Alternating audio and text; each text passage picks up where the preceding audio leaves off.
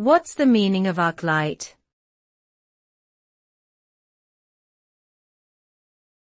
Arc light.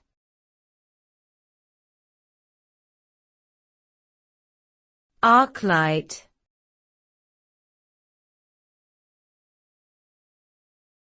Arc light.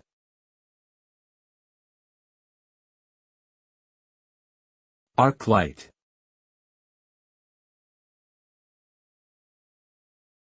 Arc light typically refers to a type of military bombing campaign that involves the use of B-52 bombers dropping bombs and flares on enemy targets. The term originated during the Vietnam War but was also used during the Gulf War.